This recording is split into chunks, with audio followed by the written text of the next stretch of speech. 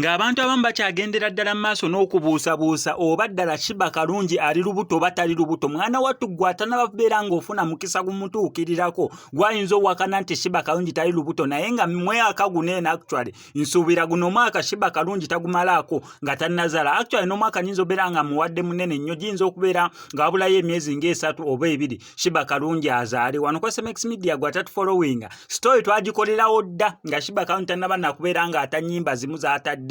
Abantu ne bagamba watugamba ali lubuto ate nga tumulaba mu nnyimba music video nga tali lubuto. Naye nkutegeeza nti mu music video omuntu ayinza shootinga music video olunaku olwaleero ng'agenda gita mwaka gujja mu November. Yes, abantu abaplaningira music waabwe oba abeetegekera. Nera kyovola Sheebah Karungi y'omu ku bantu abeetegekera nti gunene omwaka oyinza okweraba nga Sheebah Karungi talinaayo singo ze nnyingi z'atadde. Mumulowooza lwaki Sheebah Karungi tasitadde nnyo zi singo? Y'omu ku bantu abaplaningira music asinze kubeera nga atakola bozi sipimika zaina ne kapakati kugamba nyimba nyingi nnyo zikola bo zagenza ata. Then omwaka ogujja ogenda laba Sheebah Karungi yansi na kindi ayinza n'okutalubamu naye nga yonna yenna yakola Sheebah Karungi olubuto.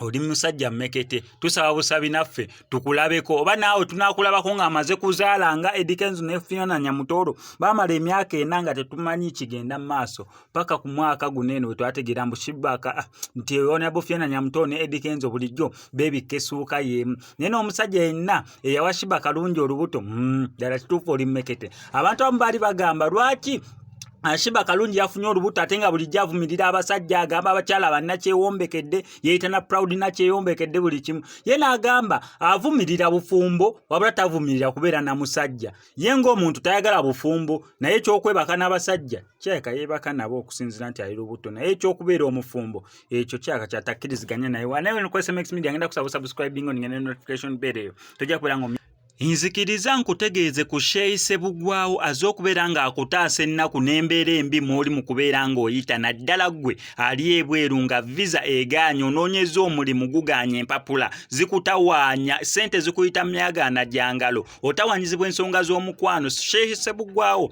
az'okubeera nga akutaasa ennaku eyo ng'akulombera edduwa mukubireko kweyo ennamba y'essimu tojja kubeera nga wejjusa.